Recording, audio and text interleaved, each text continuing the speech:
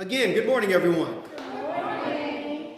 I'd like to start off with a short reading before I bring up Reverend Trish, who is going to share with us a very wonderful message.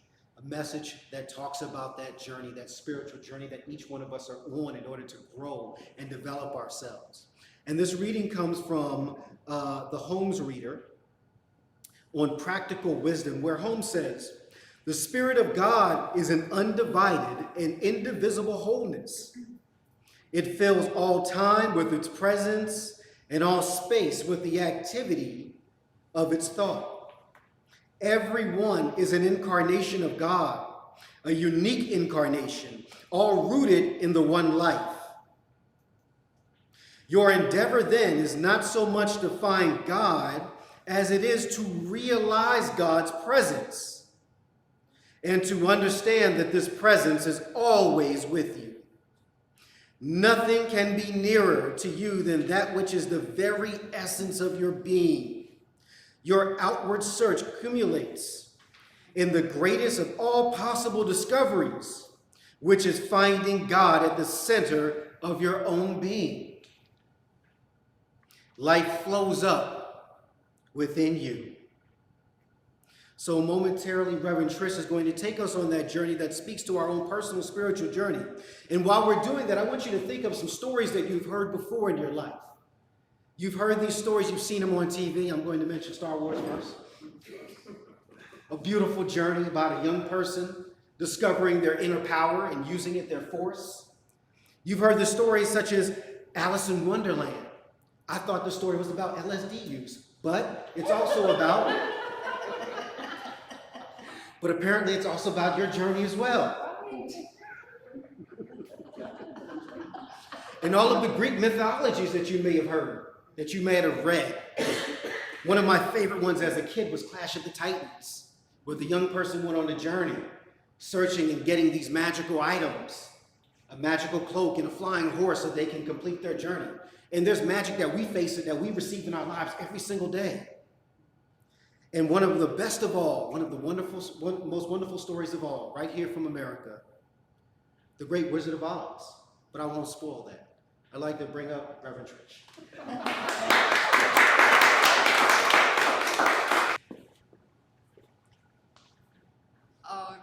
Thank you, Jason. There is something about trying to follow that booming, wonderful voice, and I'm going, breathe, maybe it'll get bigger and sound more powerful. And then I have to accept that I'm me, he's him, and we're each individuations of spirit, and it is all quite glorious. And so today's message is about there's no place like home. That's where it starts. And as I was telling Dan, it's either the very best topic for me or probably one of those challenging. Because when we talk about home, what's your idea of home? Where do you go with the thought of going home? Is it a place? Is it a group of people? Is it, there are just all sorts of things. And so if somebody wanted to jump in with what home is, that's fine. So what's home, Jason? The old saying is home is where the heart is. Okay, so home is where the heart is. So it doesn't have a geographical bound.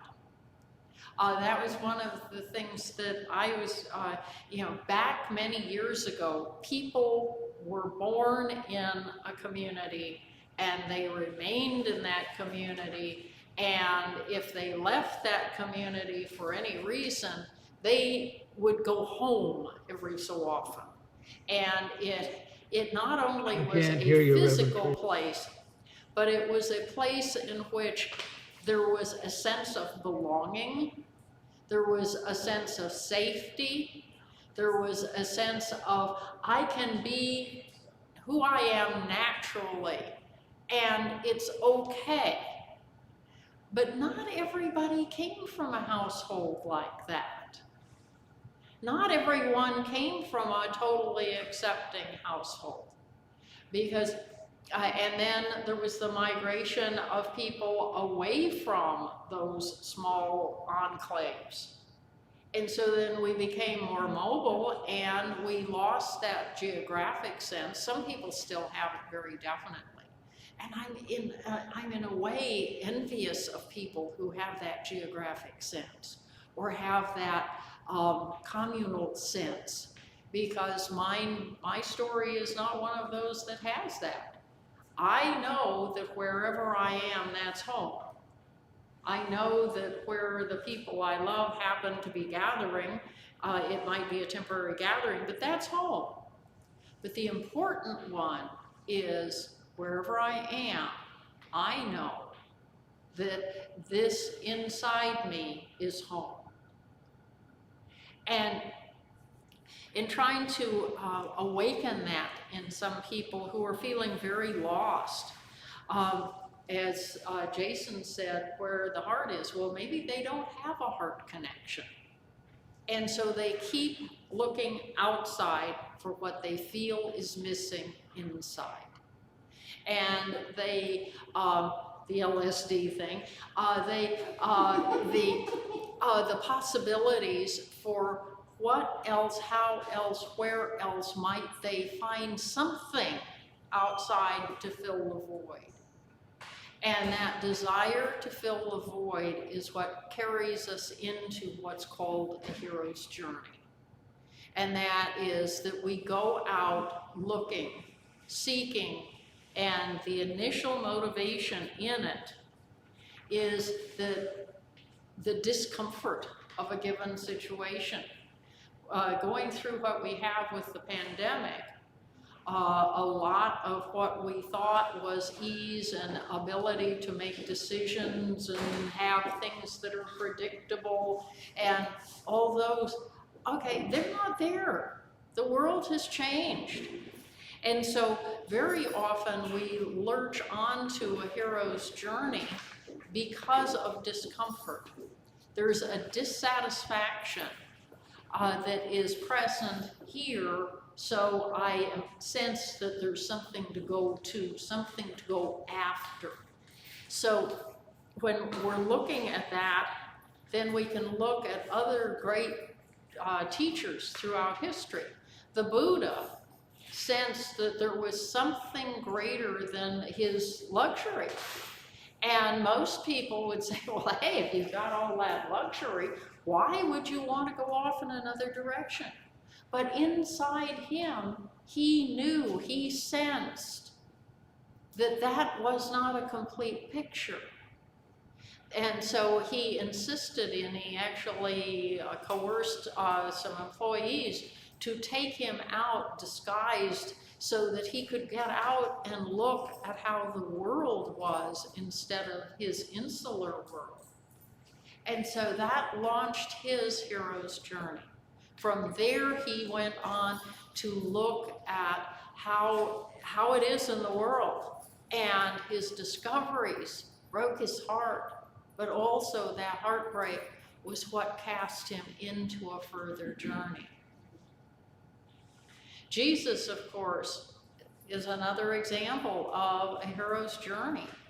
He knew that the world of form, which he didn't call that, but he knew that that world of form was not the truth that was within it. And so he did his 40 days in contemplation. He did journeys throughout all different aspects of life. And as we're talking, I want to invite you to look at your own journeys. And the reason I have the S on there is we have a thing called a life hero's journey. And that's the big picture. Where did I start? Where did I take the detours? And then coming out at the end, hopefully having made the grand discovery. Each one of those detours is another hero's journey. Each one of those times we take off on a tangent, and some of us have made very brilliant ones. Yes, please close the door. Some of us have made wonderful, we selected a university and we went off and we learned and we did all these things, and it was all part of a pattern. And some of us, we got into that pattern and discovered that that pattern was somebody else's design for our lives. And so then we encountered this level of discomfort again. And sometimes when we encounter the wall or a discomfort, we have a tendency to say it's bad because we ran into the wall. When truth is, unless we run into a wall or a discomfort of some sort, odds are we're just going to keep trudging along, probably on somebody else's, our world according to Garp. We're just going to keep, trudging along. And when we encounter sufficient discomfort, that's when we make a change. Now, sometimes little things of discomfort can simply be, this doesn't feel good, and so we make a change. But a very interesting study many, many years ago, I do many, and it's been updated since, is what is your decision cycle? And some people just keep in that same old cycle, keep trudging along until the discomfort gets so extreme that they'll bolt out of a cycle. Now, remarkably, a very small percentage of the population will make a turn around the cycle and say, hey, there's something better out there, I'm out of here. The percentage of the population that uses that decision strategy, years ago, I don't know if any update in the actual percentage, but it was less than 5% of the whole population actually comes up with, I'd rather do this. Swings around and exits out of the decision cycle. The majority of us, the vast majority of us, keep trudging along until the discomfort gets high enough so we bolt. And bolting out of that cycle has a tendency to have us make rather rash decisions. Some of those rash decisions, well, we could talk about mine. I mean, it would make a good comedy shtick as well as a tragedy and all these different aspects of how it could be, because some of my rash decisions have turned out well, and we won't bother with those others. So, what we are talking about is those side trips. Really, truly, it's the side trips that then are compiled and they compose our ultimate hero's journey. So, according to Joseph Campbell, always remember that you are the hero of your own story. And there's a different way of looking at that, and that is, if you have so chosen, you are the victim of your own story. And you can live in victimhood as long as you want. And one of the things about victimhood is that you can gather up evidence. You can just go out there saying, bring it on. And when you do, then you can accumulate all of the evidence to support just how awful things are. And then you have a storyline to engage other people because, oh, and so you have the choice. And some people seem to enjoy that choice, or I contend they don't really realize that they have a choice. They don't recognize, because of conditioning, habit, or whatever, that they can break that cycle. They don't, victim no more sort of thing. And that's when we get to really start in consciously looking at our hero's journeys. And all a hero's journey is an outward search to find truth and presence which is already within us. And so that emptiness that we are feeling, what is the emptiness because we have disconnected. Now, the infant comes into the world not only knowing connection, it doesn't know any better not to feel connected. And so separation is a learned habit. Separation is a learned behavior. So we have the choice, and one of those reassuring things to me, especially looking at some of my journeys, is anything we learned, they say you can't unsee what you've seen, true. However, you can substitute a new habit for any habit you have. And I want to emphasize that. You can substitute a new habit for an old habit and create a life that's totally different. And that's because we are what we are. As individuations of spirit, we have the power within us to create a new story. And one of the things I love about Science of Mind is we are not airy-fairy. We don't go around claiming that didn't happen, because if I turn my back on it, it's not there. No. That's a very scary version of denial. And that doesn't work, because what we park back there pretending that it's not there will creep up, usually from the rear, and get us.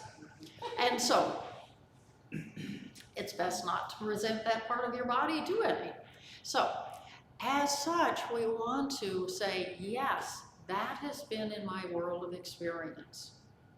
And I have the power of choice to look at it differently, to learn from it, to make different choices, to come into a different experience as a result of what we are building.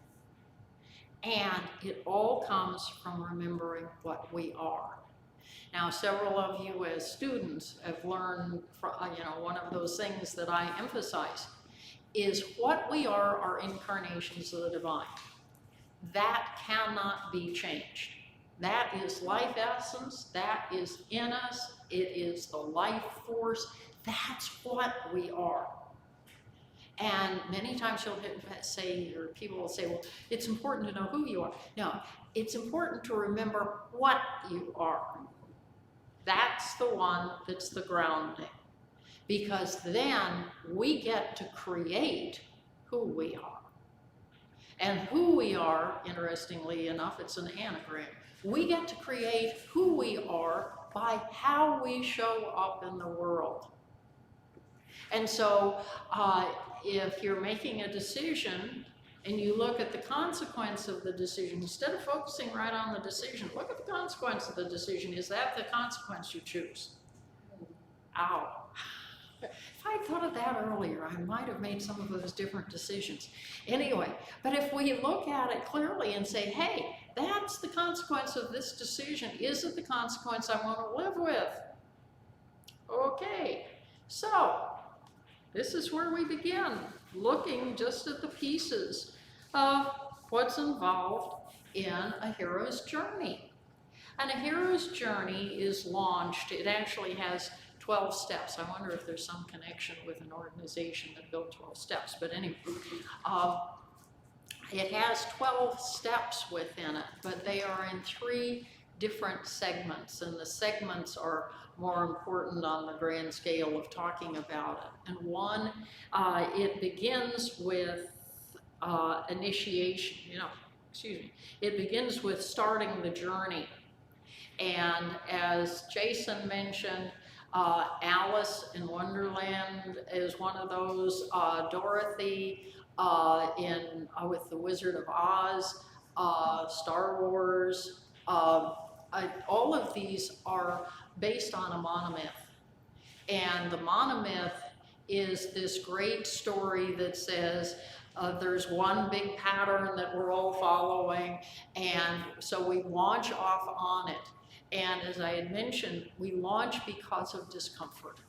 We have gotten to that point where this isn't working, I'm going to do something else. And so we launch, and when we launch into this collective idea that something out there is going to fix what's missing in here. And so we start the search. We go searching, we go inquiring, we go all these different things, trying to find something. And in the hero's journey, we then end up in an initiation. And the initiation phase involves trials, it involves tribulations, it involves discoveries, it involves just rooting out what could possibly be out there that's going to fix me. And that's a powerful thing to remember, because you don't need fixing. The what of you does not need fixing, and the who of you may need redirection. It's just that simple. And so in the pursuit that we individually and collectively have a tendency to take, in looking for something outside us that's going to fill the void, something that's going to fix us, something that's going to change us, when in fact we're not actually, what's out there isn't designed to fix us. It's sort of like, it's not your job to like me, it's my job to like me.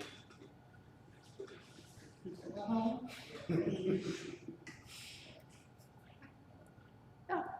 I mean, and so we go looking for things to fix. Okay, the what of what I am does not need fixing. It's divine. It's perfect. It's whole. It's complete.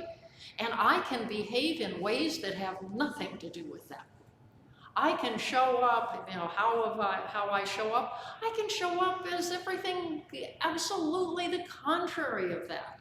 And in my hero's journey, I make choices and I get the consequences of all those choices, and some of them are good. And then there are the rest of them. And then finally, sometimes from fatigue, Sometimes because we've sort of gotten the idea that we have something to wake up to. Not that something out there is going to fix us, but that we can draw on this amazing truth of what we are. We can draw on it and remember. And remember. And I invite you to duck for just a moment or two into the stillness. You can soften your view, you can close your eyes, it's entirely up to you. And remember, I am an individuation of the divine. I am that incarnation that uniquely brings with me journeys and experiences.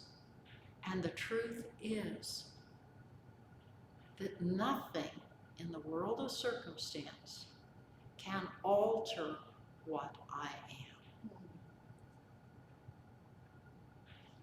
am. Nothing in the world of effect can alter what I am. Because it's divine, and the divine cannot be altered.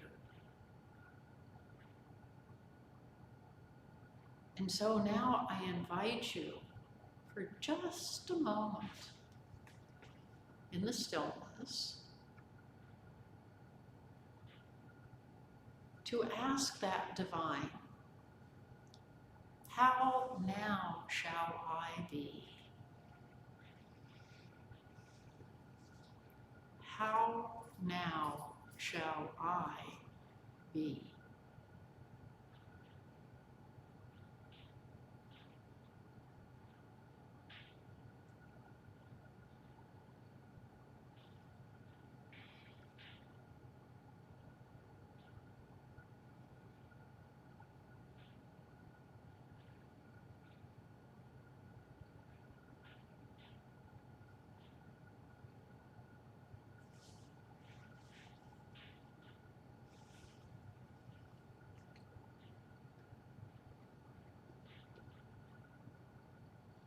And so gently return your attention and bring the answer with you. And if you are so inclined, maybe journal about it later. Maybe spend some time in your own contemplation later. And see how you are to be. And remember that it is entirely your choice how you are to be. Because you are grounded 100% as an individuation of spirit. And so as we look back on our journeys, and you may, just as I'm speaking, you may remember when, these are the parts in the departure phase, that first launching into it. What happens is you go out on adventures and challenge and quest, and you're looking outside, and then in the initiation phase, you develop strengths and characters, and you endure trials and tests and tribulations, and you acquire allies, you acquire friends, ultimately slaying your inner dragon. And when you slay your inner dragon, then you get to come home.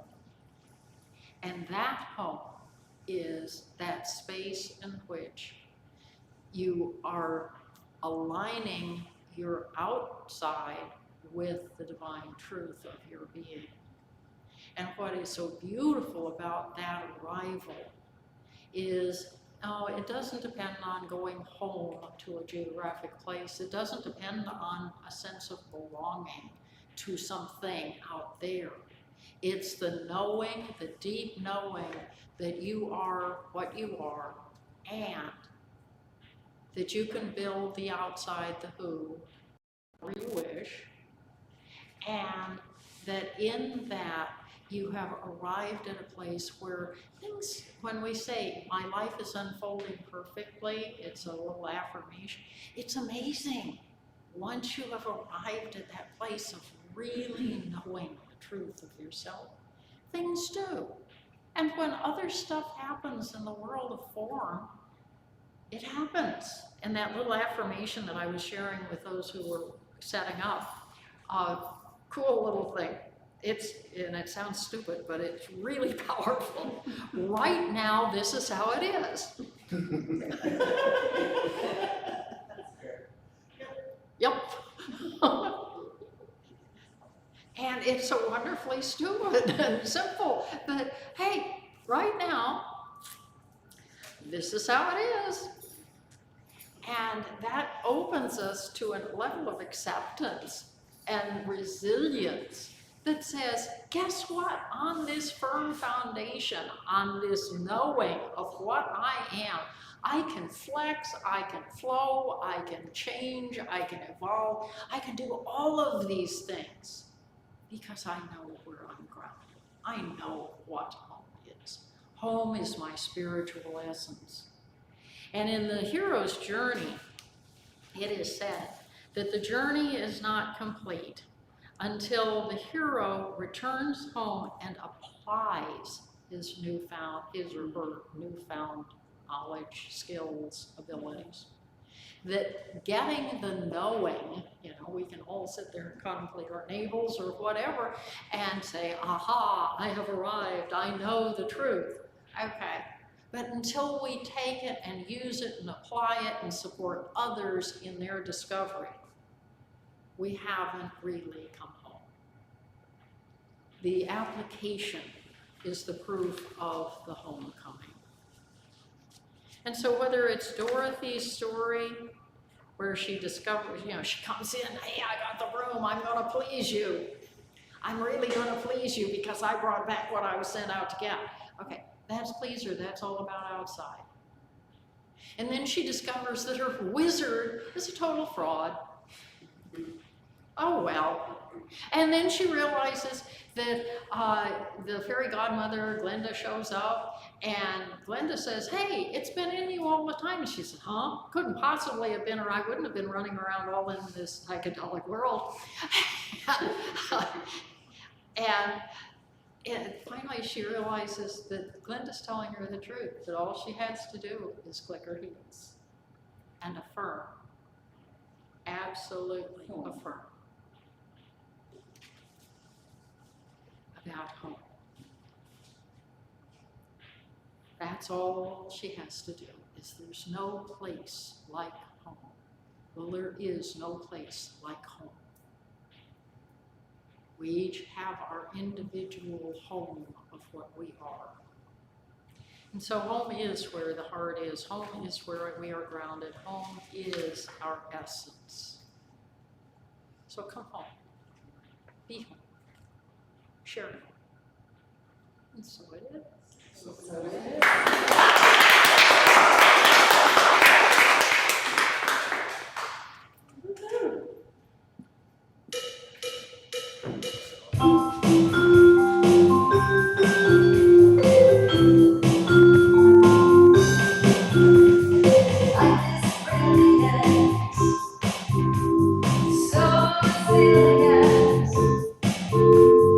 Like a Cindy in the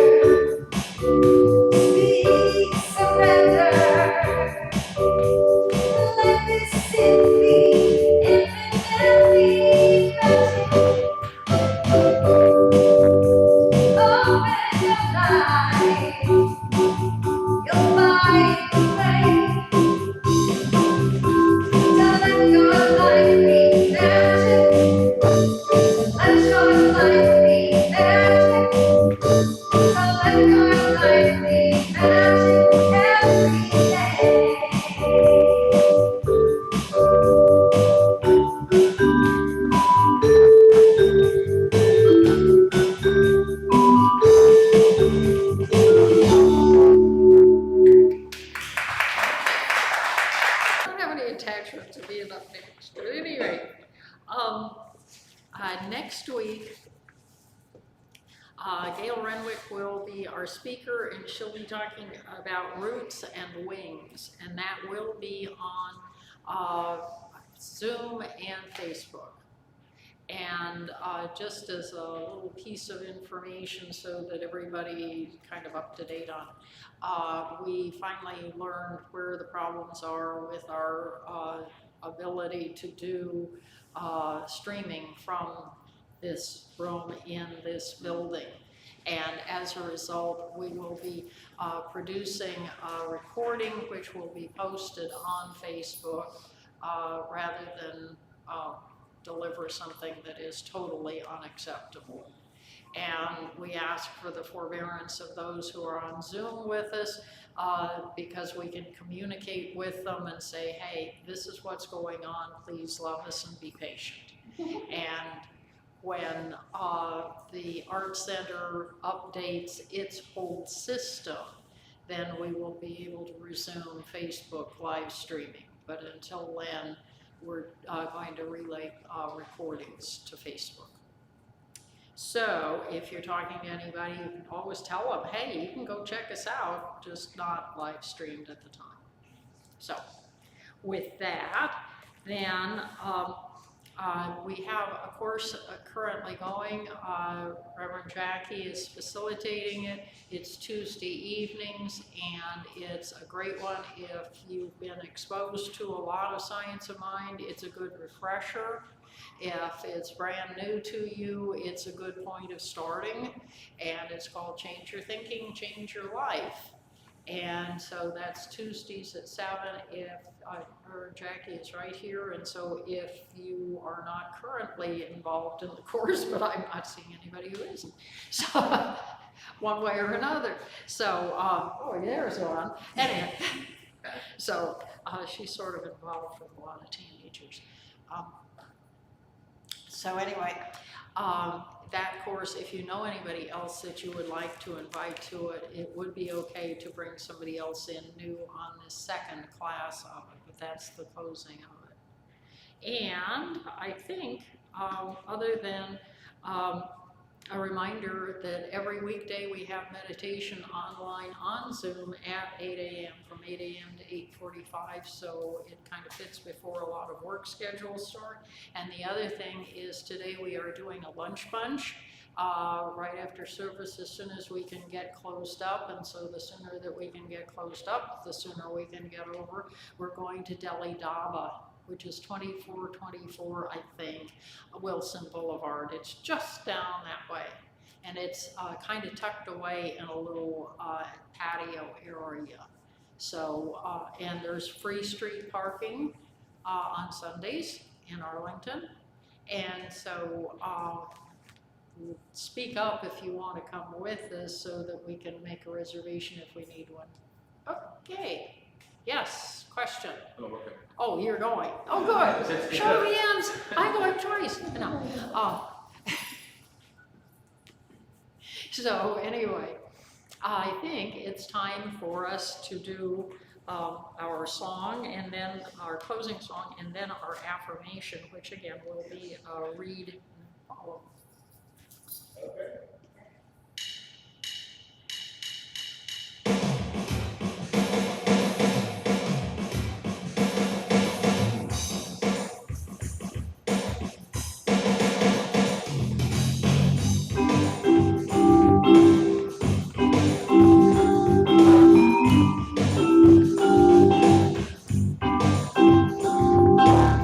I am ready. My high school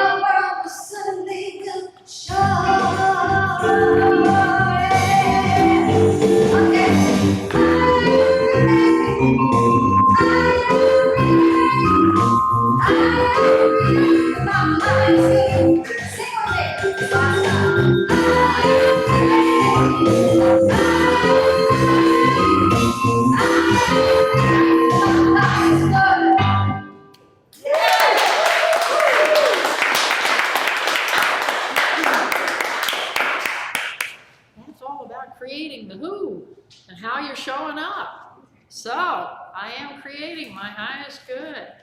So now, if everyone will follow after me with our affirmation.